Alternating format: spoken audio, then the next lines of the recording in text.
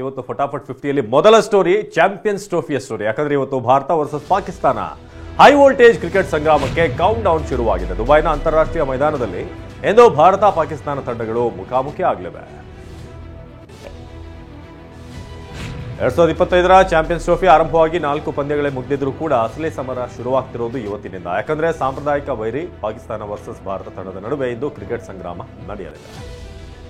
ಜಿದ್ದಾಜಿದ್ದಿನ ಪಂದ್ಯ ಗೆದ್ದು 8 ವರ್ಷಗಳ ಹಳೆ ಸೇಡು ತೀರಿಸೋಕೆ ಕ್ಯಾಪ್ಟನ್ ರೋಹಿತ್ ಸೇನಿ ಸನ್ನದ್ಧವಾಗಿದೆ. 2017ರ ಚಾಂಪಿಯನ್ಸ್ ಟ್ರೋಫಿಯ ಫೈನಲ್ಸ್ನಲ್ಲಿ ಭಾರತ ತಂಡ ಚಾಂಪಿಯನ್ಸ್ ಟ್ರೋಫಿಯನ್ನ ಕೈಚೆಲ್ಲಿದ್ದು ಆ 8 ವರ್ಷಗಳ ಸೇಡಿನ ಲೆಕ್ಕ ಚುಕ್ತಾ ಮಾಡೋಕೆ ಇಂದು ಟೀಂ ಇಂಡಿಯಾ ಪಡೆ ಕಾದಿದೆ.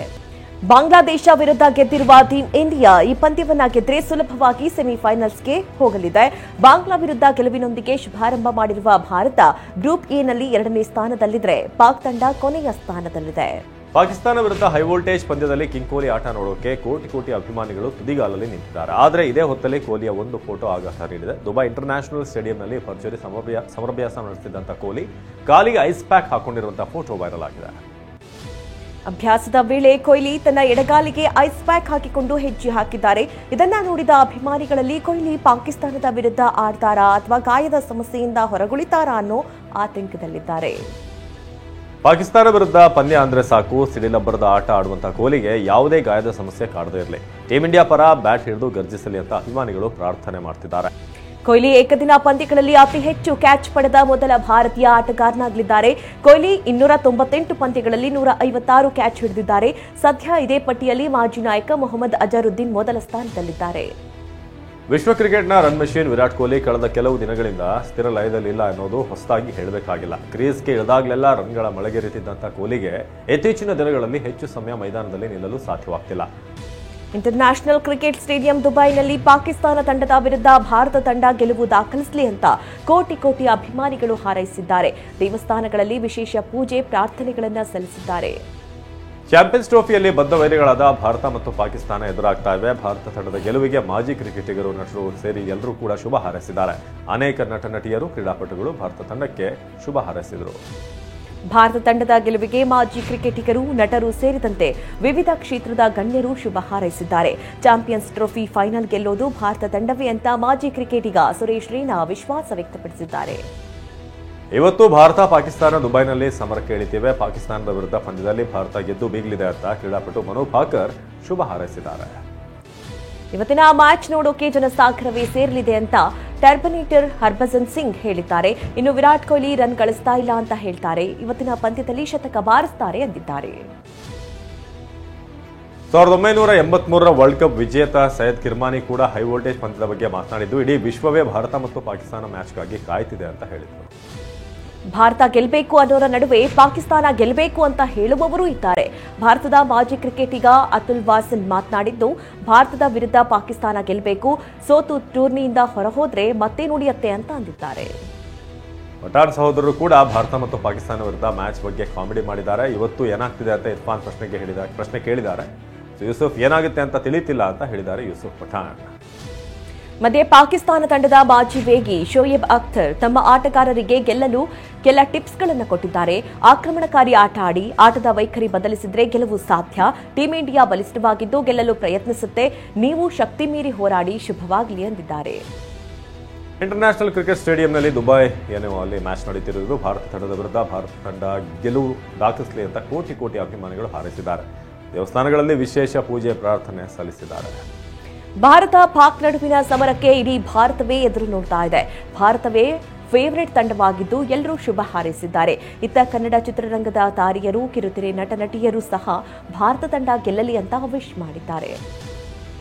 ವಿರಾಟ್ ಕೊಹ್ಲಿ ಹಾಗೂ ಶಾಹಿನ್ ಶಾ ಆಫ್ರಿದಿ ಇಲ್ಲಿ ತನಕ ಒಟ್ಟು 3 ಬಾರಿ ಏಕದಿನ ಕ್ರಿಕೆಟ್ನಲ್ಲಿ ಮುಖಾಮುಖಿಯಾಗಿದ್ದಾರೆ. ಪಾಕ್ ವೇಗಿಯ 31 ಎಸೆತಗಳಿಂದ ಕೊಹ್ಲಿ 34 ರನ್ ಹೊಡೆದಿದ್ದಾರೆ. 1 ಬಾರಿ ಶಾಹಿನ್ ಆಫ್ರಿದಿಗೆ ವಿಕೆಟ್ ಉದಿಸಿದ್ದಾರೆ. ತೆಲಂಗಾಣದ ಶ್ರೀಶೈಲಂ ಎಡದಂಡೆ ಕಾಲುವೆ ಸುರಂಗ ಕಾಮಗಾರಿ ವೇಳೆ ಅವಘಡ ಸಂಭವಿಸಿದೆ. ನಿನ್ನೆ ಬೆಳಗ್ಗೆ ಟಿಬಿಎಂ ಮಷೀನ್ ಮೂಲಕ ಸುರಂಗ ಕೊರೆಯುವಂತ ವೇಳೆ ಮೇಲ್ಭಾಗದ ಮಣ್ಣು ಕುಸಿದು ಬಿದ್ದಿದೆ. 8 ಕಾರ್ಮಿಕರು ಸುರಂಗದಲ್ಲಿ ಸಿಲುಕಿದ್ದಾರೆ. ನಾಗರ್ ಕರ್ನೂಲ್ ಜಿಲ್ಲೆಯ ದೋಮಲಪೆಂಟ ಬಳಿ ಈ ದುರಂತ ಸಂಭವಿಸಿದೆ. ನಿನ್ನೆ ಬೆಳಿಗ್ಗೆ 8 ಗಂಟೆ ಸುಮಾರಿಗೆ ದೊಮ್ಮಲಪೇಟಂ ಬಳಿ 14 ಕಿಲೋಮೀಟರ್ ಸುರಂಗದ ಒಳಗೆ ಸಾಗಿದ 50 ಕಾರ್ಮಿಕರ ತಂಡ ಟಿಬಿಎಂ ಮಷಿನ್ ಮೂಲಕ ಸುರಂಗ ಕೊರೆತಿದ್ರು. ಈ ವೇಳೆ ಮೇಲ್ಭಾಗದಿಂದ ನೀರು ಹಾಗೂ ಮಣ್ಣು ಕುಸಿದು ಬಿದ್ದಿದೆ. 2 ಇಂಜಿನಿಯರ್ಗಳು 6 ಮಂದಿ ಕಾರ್ಮಿಕರು ಸೇರಿ 8 ಜನ ಸುರಂಗದ ಒಳಗೆ ಸಿಲುಕೊಂಡಿದ್ದಾರೆ.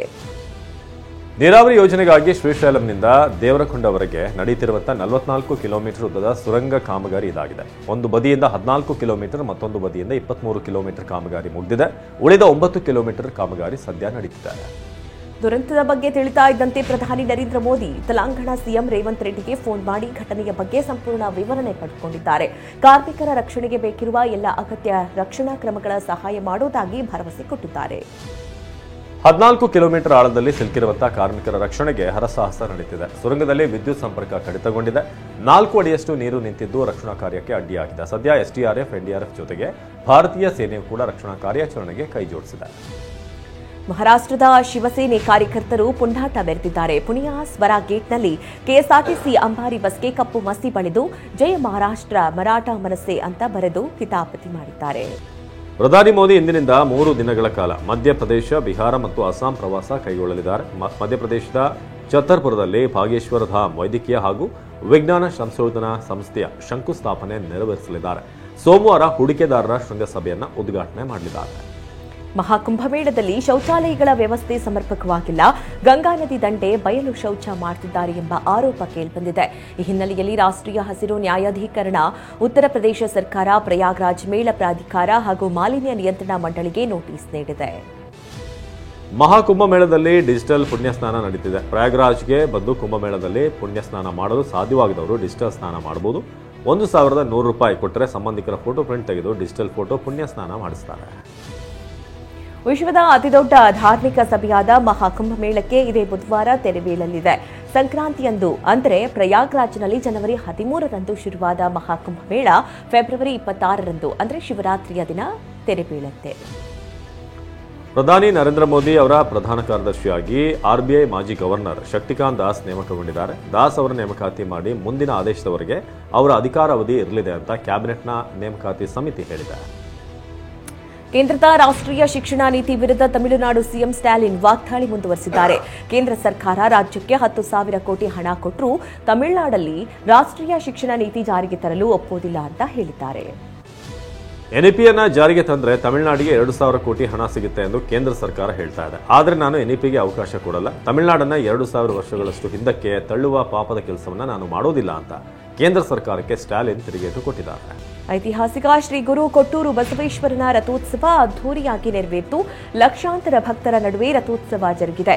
ಮಧ್ಯ ಕರ್ನಾಟಕದ ಅತಿದೊಡ್ಡ 85 ಅಡಿ ಎತ್ತರದ ತೇರನ್ನ ಭಕ್ತರು ಶ್ರದ್ಧಾ ಭಕ್ತಿಯಿಂದ ಎಳೆದಿದ್ದಾರೆ.